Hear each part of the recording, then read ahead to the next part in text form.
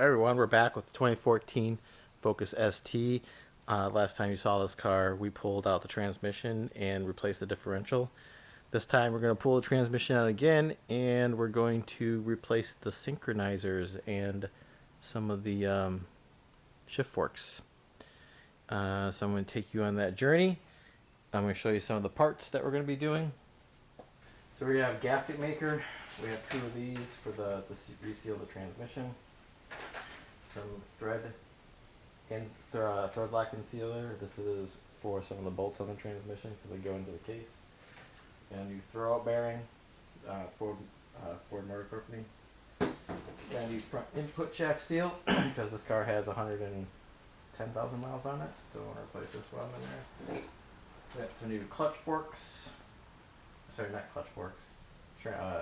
Shift forks. These are the counter shaft bolts. You need new counter shaft bolts with thread locker on them. Bearings. Here we have all the synchronizers. This is the carbon fiber synchronizers. This is a first, second. This kit doesn't come with the, for the first and second gear, it doesn't come with the outer, which is what this is.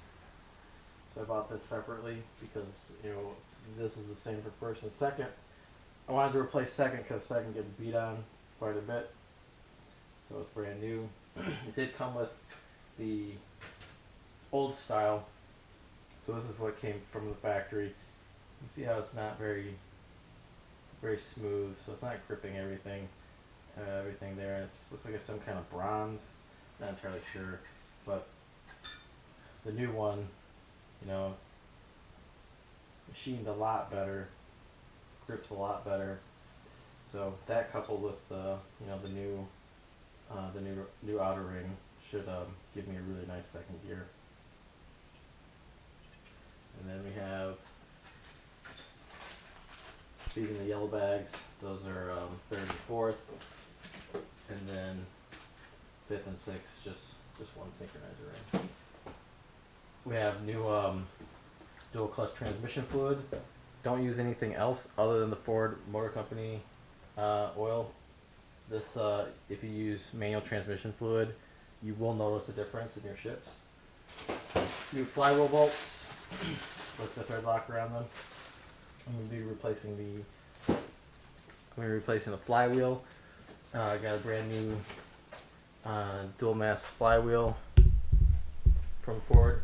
I have a lightweight flywheel in there right now. I'm going to get rid of that. I didn't really like it that much. But I do have a brand new clutch from Spec, which is a stage 2 clutch. This is the half shaft bearing retainer on the passenger side. You're supposed to replace this whenever you take this off, because you will have to take off that half shaft to get the transmission out. And then some new pressure plate bolts. So that's everything. It's a lot of parts to do. It's a big job, but I'll take you along with it. Along with us, I'll be taking the counter shafts apart, show you how to do that, and I will show you how to properly shim the counter shafts and set the bearing preload, because I know a lot of people just leave the old shim in there. Typically when you're replacing the bearings, you're supposed to reshim to set the preload correctly. If you look at my last video, you can see where I showed everyone how to do that, and I think that really helps for longevity of the transmission. So let's get started. Okay, here we are on the ground. First, I'm going to start up top, and you're going to have to remove the cowl here, intake, battery box, air box, starter, the linkage for the shifter, some of the clutch fluid lines, and then once you get everything set up here, I'll show you there's a special harness that you have to put up here to keep the engine in place, so when you're dropping the transmission, the engine doesn't drop on top of you. So like this stuff is pretty straightforward. I'm going to disassemble it, and then when I get to the next point, I'll bring you back. Okay, so I have the cowl off. You can see it opens up the engine bay quite a bit. One of the things you want to do is on your windshield wipers, you want to index them. You want to put like a slash down through the center of the shaft here, and then on the top and the bottom of your windshield wiper blade. That way you can put them back in the same spot so they don't get out of sync. Other than that, the only thing you need to do is now take off your intake here, battery box, and your intake here. And be careful, there are some coolant lines, like this coolant line right here. It's plastic, it goes into metal, and it's very easy to break. Alright, I'm going to take that apart, and I'll be right back with you. Alright, so we have most of it. We have most of it taken apart. Battery box is out. Shifter linkage is out. Clutch line, clutch fluid line is out. Starter's disconnected. The top 3 bolts along the transmission, I have those out. Various wiring harnesses out. I got them zip tied up here just to keep them out of the way. Next, I'm going to put the cross brace across the top here. This right here, be very careful of that, because that is just plastic in plastic, and you can snap that off really easy, especially with a Symposer valve, because that's Symposer valve tubing is like right around in here. Let's see what else. The bracket that holds on the clutch cables, those have different size bolts on it, so make sure you are aware of where those go. Keep your bell housing bolts in order because some of them are different. And I'm gonna pause here. I'm gonna put the engine brace on, and I'll show you what that looks like. All right. So this is the support beam right here. This is a OTC tool. I can't remember the part number. The part number is covered up right here. But it's gonna support from here over to here and here. So 3 points. And then there's 2 hooks, so I'll attach on the hook here and the hook back there. This is so when you take the transmission out, the engine will stay in place. We have this piece of cardboard here because it's resting on this. I need to have the hood down to take it up on the lift because I don't have that much headroom up there. And that's it. So I'm going below the car now to take the rest of the stuff out. All right, we're underneath the car. We have to break this loose, because we gotta get the CV axle out here. We have to take this strut mount, one of the engine mount, transmission mounts, I can't remember what you call it. You gotta take that out. I'll have to take this out as well. We don't have to take the axle nut out because we can separate it up here and then just kind of push it out of the way. We can get it out by rotating the knuckle out, break that out, and then just bungee cord it out of the way. This axle you have to take completely out, so we'll have to take that wheel nut off to get that out. This charge pipe has to come out because that's attached to the transmission. So here we are. Took both drive shafts out, and I had to take the control arms out because it was getting too close to ripping the boot on the ball joint. So I took them both out, and I knew I said I was gonna take just one drive shaft out, but I ended up taking both of them out because it was just getting in the way. It was a lot easier to work with that drive shaft being out. Otherwise it would have been like right up, tucked up in there while I was trying to work. So I got about half of the bell housing bolts out. Those 2 are loose up there, and I got them out to down here. Make sure you keep them in order. I'm using a box there just to keep them in order because some of them are different lengths. So now I'm going to lower the transmission down, and then now let's get to the clutch. All right, stay tuned. All right, well, the transmission's out. See, here's the I used the OEM clutch with a lightweight flywheel. I'm going to be replacing the lightweight flywheel with a OEM dual mass. Really didn't like the gear rattling noise that constantly the transmission was making from the constant unloading and loading of the firing impulse of the engine. It's got pretty annoying. It was nice to drive though when you're in the twisties, but from a dead stop, you had to use your clutch pedal a lot to make sure it slipped. And over here is the transmission that is out. So we're going to be tearing into that and replacing the synchros, and I'll show you how to set the preload on the counter shafts and get the bearings off the counter shaft ends and replace all that and rebuild that and get that back in. The next thing I'm going to do though is pull that clutch and flywheel down and replace it with the new stuff. So here we are looking at the clutch pressure plate. I don't see anything too weird with it. All the fingers look good. This looks pretty good. It's smooth. I don't see any hot spots. Here's the clutch disc.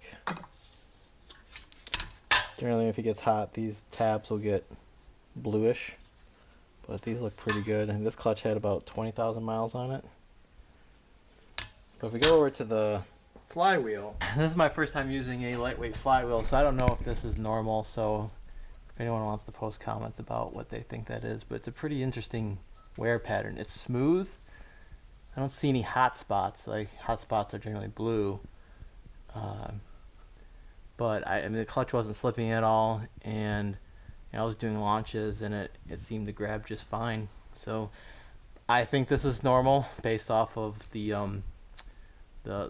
feeling I was getting from the clutch when I was driving. But if you don't think that's normal, go ahead and post.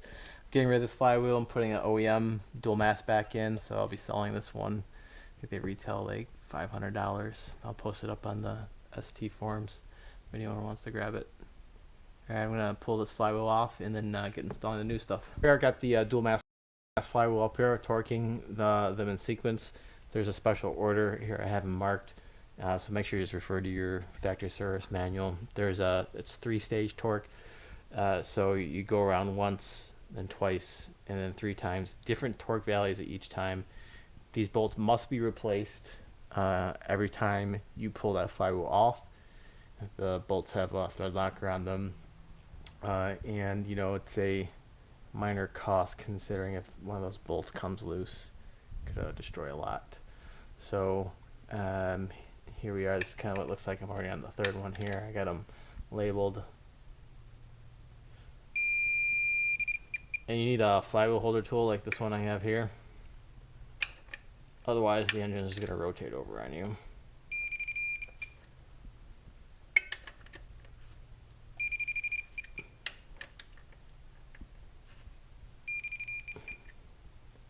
Alright, just going to check 1 again. Alright, here we are at stage 2.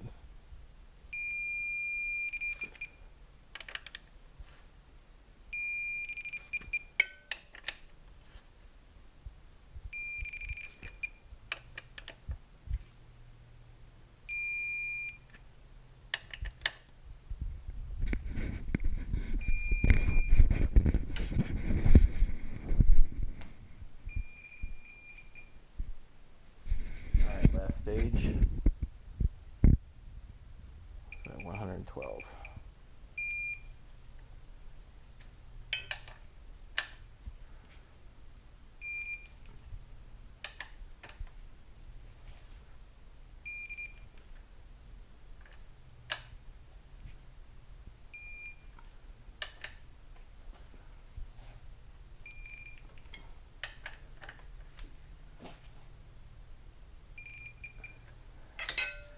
Alright, one of the things I forgot to mention, when you take your bolts out, there's going to be a lot of junk in those threads. If you don't have a thread chase, you can take one of the old bolts here, clean all the thread lacquer off with a wire wheel, and then you just make slits on it, like that. And then you use this as your thread chase, and that'll clean your threads out so you can get proper torque on them. Alright, next I'm going to put the clutch disc and pressure plate on. Alright, so here we are at the new clutch pressure plate and disc. Interesting thing here is you see right here, this is a spec clutch, but it says Ford Motor Company on the hub. So what they're doing, I guess, is they're just taking the hubs and they're putting their own special material there. Because over here you see how this is the OEM clutch disc, and it says Ford Motor Company. I mean, it even has the Ford Motor Company part number there. And if you look at the pressure plate looks pretty much exactly the same thing as the Ford Motor Company one. Like there, you can see like where these indents happen here around. And over here, you know, same thing. It looks like they just took a Ford Motor Company pressure plate and sandblasted it and painted it blue.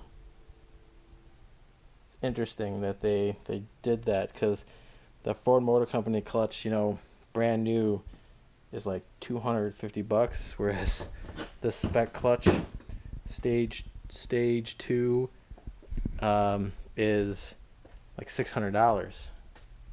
All right, we'll just put it in. All right, so here is the spec clutch, which has been painted nicely blue, which was a Ford Motor Company clutch pressure plate. They spent a lot of time painting it blue. But the clutch disc, you know, they put in some new material on that, so I'm guessing that's where all the holding force comes from, is from that new material. But so one thing you want to remember to do, you know, is clean all the surfaces before you start putting this back together. And you need this clutch alignment tool to make sure that that clutch disc is centered in there. Otherwise, when you go to put the transmission in, it will have a tough time lining up. Spec was very nice to include a clutch alignment tool in their clutch disc kit. They're plastic. They seem to last a while, but they will not last forever since they're plastic. I don't do enough clutches that will ever matter. So I'm just kind of going in a crisscross pattern here, torquing down this clutch disc pressure plate. You don't want to go tighten one side than the other, because it can, you know, cause misalignment.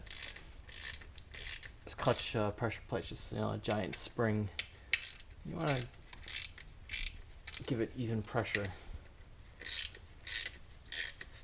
As you tighten it down, these fingers will get sucked in.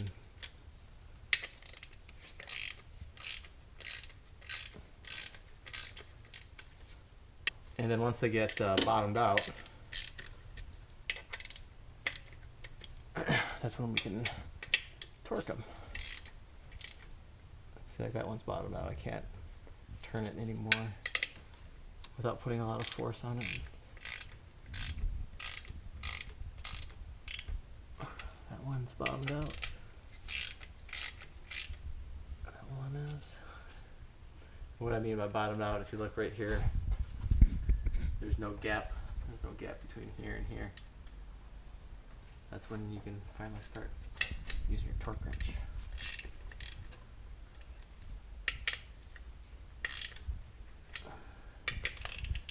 Alright, now I'm just going around to make sure I got them all. Alright, let me get that torque wrench. Got a handy dandy flywheel holder. And same thing, we'll start with, you know, up here, 1, 2, 3, 4, 5, 6, star pattern. And these are not 2-stage, they're just 1 stage.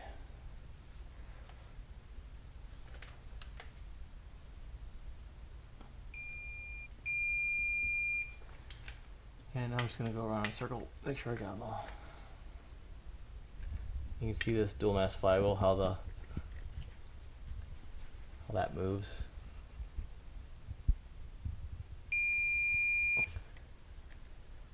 So there's 2 big springs in there.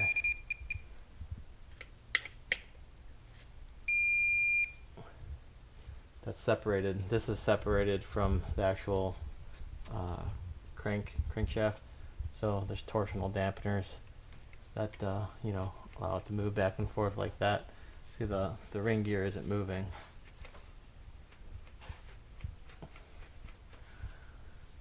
But those dual mass flywheels take a lot of vibration out of the driveline. That's their only purpose. All right, so now we should be able to pull this out. I have to wiggle it. There we go. So all this is just like splined. It's meant to mimic the input shaft of the transmission. So that should be aligned now. So when we go to put the transmission in, you know, it should just slide in with relative ease. All right, so the next thing to do, got all that taken care of, we're gonna open up the transmission and see what kind of damage I did in there from 110,000 miles of shifting. And I forgot to, I think I mentioned why we're doing this. Upgrading the synchros, I know I mentioned that. My 3/4 shift kind of feels weird, kind of feels like it's binding a little bit. So that's the reason why I got, you know, these new shift forks, because these pads are known to break off. So this is, I think this is first and second. This is third and fourth. And if those broke off, it might be, you know, cocking the synchro sideways. Either that or one of the synchronizers might be messed up. If that's the case, I have the new synchros, the blocker rings. Hopefully the sleeves aren't messed up, because if that's messed up, then I have to order a new sleeve, and those run about $250 a piece.